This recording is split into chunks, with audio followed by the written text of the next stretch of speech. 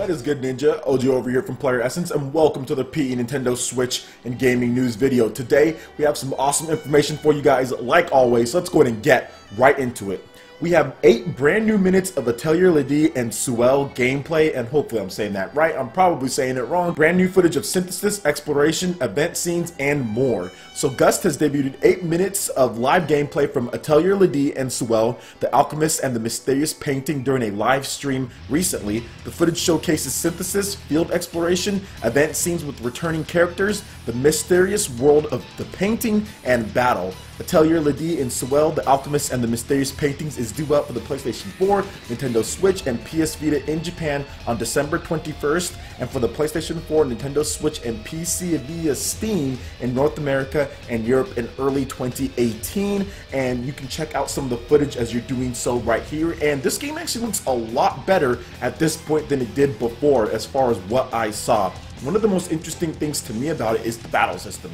I think the battle system in these games is really good. I played the last one, but it seems like this one has taken it a step further. I like the layout of it. I like the way that they have more of a traditional looking layout, how everything is on the battle screen when it comes to information, and I think this could possibly be a pretty good game. It's very charming. The graphics look good so far, but I still need to see how they're going to do with the Nintendo Switch version, because while Knights of Xeno2 looks good on the Switch, there's definitely some issues compared to the PS4 version, and we still need to wait and see if there's going to be an update released at the launch when it comes to the Nintendo Switch version, which I think is coming out next week. PS4 and Switch comes out next week, October 24th, so yes, it's definitely coming out next week. So I do want to see how they handle that one compared to how they handle this one. Now, one thing to know between Knights of Xeno2 and between this game is that this one is a turn-based RPG, so frame rate is not necessarily as important, and I'm pretty sure even if it's 30, they can lock it down there, but hopefully it's 60 on both systems as far as PS4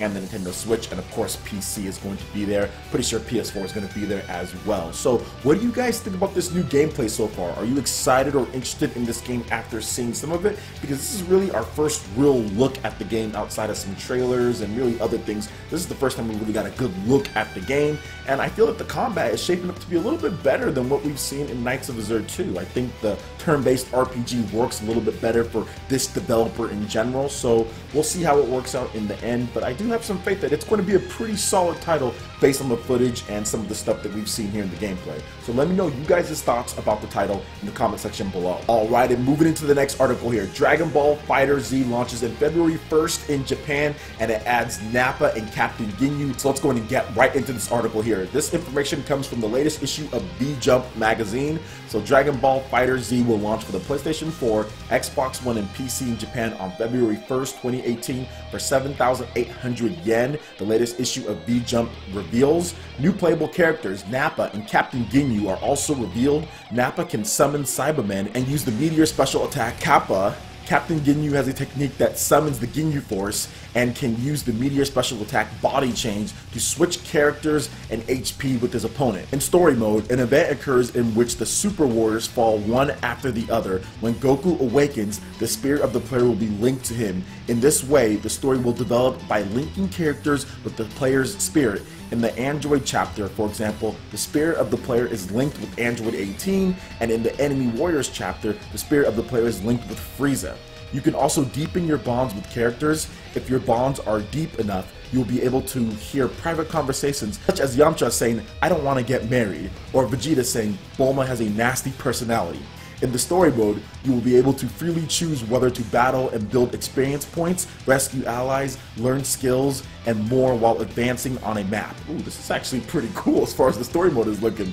In North America and in Europe, Dragon Ball FighterZ is due out early 2018 and February 2018 respectively. So awesome stuff here when it comes to Dragon Ball FighterZ. The game is shaping up to be a pretty full experience. They're going to have the story mode in there, you're going to have different skills, you're going to be able to progress with your characters. It's looking good, and absolutely adding some of these iconic characters when it comes to Nappa in that first arc of Dragon Ball Z, and and then also Captain Ginyu, which is obviously a fan favorite as well. Ginyu Force, that was one of the best arcs, although it went on too long in the original series, but just the Ginyu Force and everything that they kind of done, they're kind of silly, but Captain Ginyu definitely, that fight between Goku and Captain Ginyu was good, except for the ending. I hated that as far as the whole change down thing. That stuff pissed me off. I didn't like that at all, but it happened. It is what it is, and obviously you don't want to not have Captain Ginyu in there. I think it's good to have him in there, just because he's the captain of the Ginyu Force. They were feared across the galaxy. They took care of many people for Frieza. So what do you guys think about all this? You excited for Dragon Ball FighterZ? Let me know in the comment section below. Alright, and moving into the next article here. Dragon Ball Xenoverse 2 DLC characters Android 13 and Tapion have been announced. So Android 13 and Tapion will join Dragon Ball Xenoverse 2 as playable characters via paid downloadable content, the latest issue of V-Jump has revealed. Universe 2 and Universe 11 battle costumes will also be released as paid downloadable content. Bandai Namco is also planning to release a free Hero Coliseum game facility which enables figure-based battles with each other and adds a new story. Dragon Ball Xenoverse 2 is now available for the PlayStation 4, Xbox One, Nintendo Switch, and PC. And I've been playing quite a bit of Dragon Ball Xenoverse 2 on my Nintendo Switch. It is a fantastic port and I highly recommend it, especially if you're into the Dragon Ball franchise at all. If you like action RPG type of games, then it's definitely good. It has some layers of depth when it comes to what skills that you equipped, leveling up and all of that, but it's a very simple fighter as far as execution goes. You're not going to have to know any advanced inputs. It's not like a Blaze Blue, Guilty Gear, Tekken, or anything like that. It's a lot more simpler. It's easier for people to hop in and play, but there's some depth for those who want to play online competitively and all of that. Although I just don't think that I'm ever going to do that. I've been going through a lot of the story content myself and it just seems like it never ends,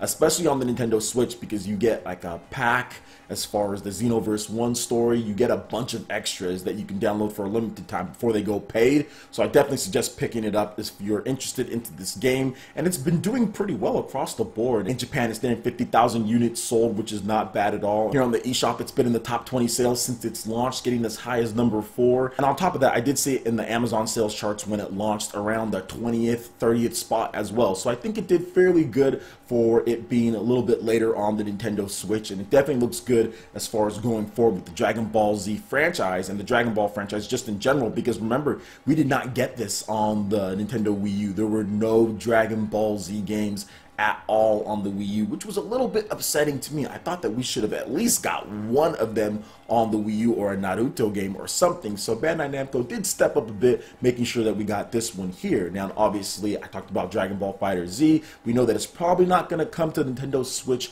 at launch when it comes to Dragon Ball FighterZ, but in my opinion, this is not any inside information that I have or anything like that. This is just me going off of the trends and what we've seen so far, some of the articles that we've talked about when it comes to Japanese support on the Nintendo Switch, and I honestly feel at some point in 2018, Bandai Namco will bring over Dragon Ball FighterZ because of the success of Dragon Ball Xenoverse 2 on the Nintendo Switch, in addition to multiple other Japanese games having a lot of success on the Nintendo Switch because of the portable aspect. I don't really think that you let that go. Like, you don't let that go by the wayside, especially when you see a hot system that's selling. It's just going to take them a little bit more time to get it ready because they're finishing the PC, PS4, and Xbox One version. So what do you guys think about this when it comes to the brand new characters here, Tapion and Android 13 coming to Dragon Ball Xenoverse 2? And what do you think about Dragon Ball FighterZ as far as that goes? Are you guys excited for the game? Will you be picking it up on PS4, Xbox One, or PC? Will you be waiting for a Switch version if you feel one is going to come?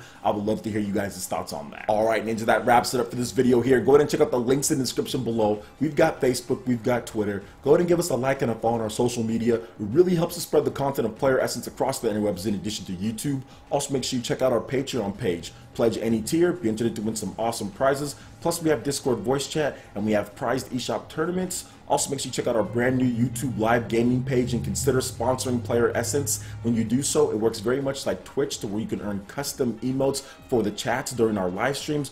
Also gets you entered into my friends list in order to participate in tournaments during the live streams. So make sure you check out the link in the description below and consider sponsoring PlayerEssence right here on YouTube Gaming Live. Also, make sure you hit that like button if you did like this video. Lets me know you guys want more content like this going forward in the future. And subscribe to PlayerEssence for the latest RPG, Japanese, and Nintendo gaming news. Thank you so much for watching, and we'll catch you ninja for the next video. Peace.